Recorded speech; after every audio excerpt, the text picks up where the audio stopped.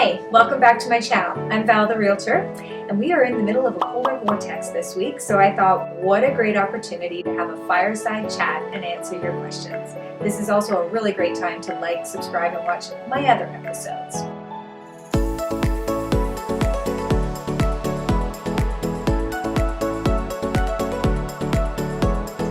So today I'm going to start with questions that I commonly get asked by sellers, buyers, and even if I go to a party, people make these kind of small talk kind of questions.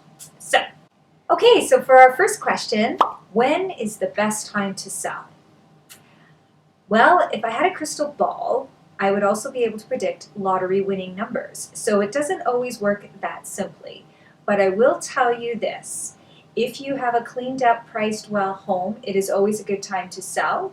And because selling is based on supply and demand, if there's not a lot of properties for sale in your community or your area of the city, then it's probably a great time to sell. There are always buyers looking. So when people ask me what the best time to sell is, because everybody thinks the best time is in the spring, I will acknowledge that the best time for our prime selling season is February to June. But the best time to sell is when there's the fewest amount of competition around your particular property style. Okay, our next question. We are in a global pandemic. Is it a good time to buy? Yes, it absolutely is. You always will need a home. You will always need a home that functions for your lifestyle, your family's needs. So I think it's still a good time to buy. In addition to that, we actually have very low interest rates right now. So it does make it a great time to get a mortgage. You can actually get a higher amount of mortgage money than you would a year ago before the pandemic. And the other nice thing is we're dealing with pretty much serious sellers and serious buyers right now. Only serious people that actually need a home are going to put on their boots or wear their mask or sanitize to go see a home. And only serious sellers that actually need to sell their home and want to move on to the next chapter of their life are going to allow people to come traipsing through their home during a polar vortex and with masks and hand sanitizers, with all the restrictions that we do have in place. So if you need a home, whether that home is a little condo, you need a home office, you want to expand or have a finished basement, an extra garage during this cold snap, it is a good time to buy. The next question, I love this question, I get it quite often right now. What is the best way to win in competing offers? Well, number one, definitely have your pre-approval for your financing. And by pre-approval, I don't mean just know that you can spend up to $500,000 or wherever you're at, but know what your limit is outside of your budget, because you may need to step outside your comfort zone to secure this home. And just going even $1,000 to $5,000 over what you originally were going to pay may only be giving up a cup of coffee at Starbucks once a week to secure your home, and that might be worth it for a year to have this home, for example. That's how low mortgage rates are right now, that it might just make a difference of $5 a week on your payments. The other thing that I like to do is allow people to still include the conditions that they want to purchasing the home. Just because you're competing doesn't mean you wipe out all your conditions. Often people that do that are offering less money anyway. So I often counsel my sellers when there's multiple offers, just because someone has conditions doesn't mean that it's not going to come together. In fact, it's the diligent buyer that puts it all together and takes their time to understand the process and work faithfully and in good cooperation with the seller that actually makes the offer come together. I'm absolutely okay presenting an offer in a competing situation where you've included the home inspection condition. If I do that, I would strongly recommend that we book the inspector. We know the date and the time and who exactly is going to be coming to perform the inspection. And I would probably ask you to write a little note saying that you have viewed the home, you're aware of any deficiencies, you're not doing the inspection for the purposes of renegotiating the price if they accept your offer, that you're doing the inspection because maybe you're a first-time buyer, maybe you've never worked with a mechanical system before and you want to understand how the furnace works, how to turn off the gas line, little things like that. And sometimes homes have additions or they've had permits or renovations that were done that it's wise to get an inspector to take a quick peek. Lastly, the only condition I would not recommend putting in when you're competing is subject to the sale of your home. That's just illogical. It's not going to happen. So sell your home first, have your financing in place, and if you feel the need to have a property inspection, by all means include it, as well as a condo doc review if you are purchasing a condominium. That would be expected. You can compete, you can absolutely offer conditions, and I always tell clients, if it's meant to be, it's meant to be. Put your best number down, put the conditions that you need to sleep at night and know that this is the property for you. If for some reason you don't get it, that property may come circling back around you. I've had that happen, and we've been the backup offer and we've got in the second time around. Or there's a better property waiting for you right around the corner, and you just have to be a little bit more patient. The next question, you'd be surprised how many times I get it. Can I work with more than one realtor? Well, I guess the short answer is yes, as long as I'm not one of the two realtors you're working with, because I find it quite frustrating. I will just be honest and put it right out there. I don't want to be looking for a house for you while there's another realtor also looking for a house for you, because now we're at cross purposes, and I don't think it's fair to either realtor. You wouldn't have two lawyers, you wouldn't have two doctors, two family doctors, you wouldn't have two accountants trying to do your tax return. It's counterproductive to have two realtors.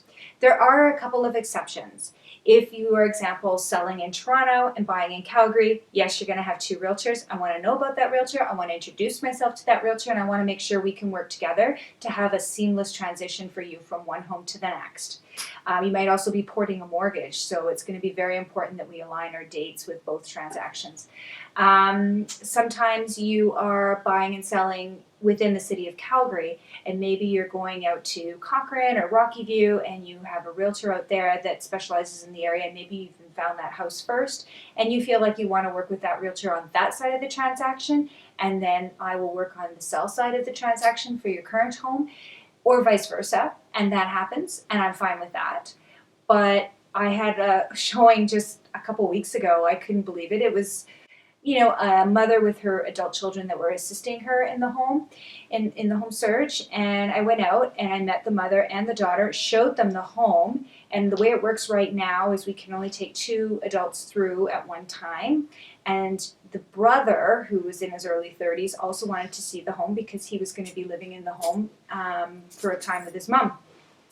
So I said, fine, I'll take those two through, and then I'll take your brother through. And so they said, great.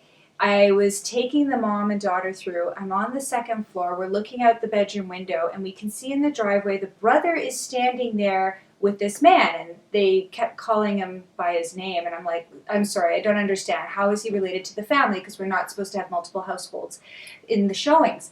I find out that he's a realtor and a friend of the brother, and he wanted to see the house too. So then why am I there showing the house, and who is going to represent them in the transaction? So we have to have yet another discussion about agency law and how you can only, under agency law and designated agency, which is what we are at Royal LePage, have one agent that is representing you in that one singular transaction. So the short answer, can you have two realtors? For the average transaction, no, you can't. You have to pick an agent.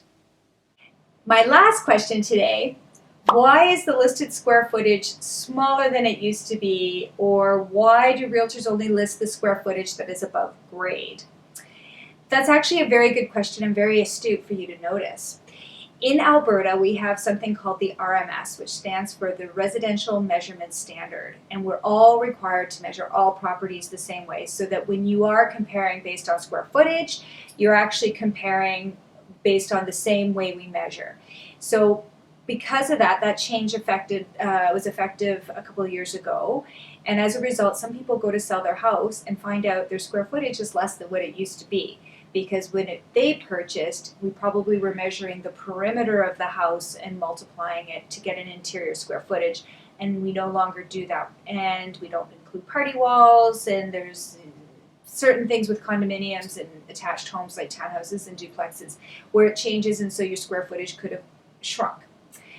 Having said that, at least you're being in comparison with everybody else who's gone through that shift as well. So it should all work out in the wash, so to speak.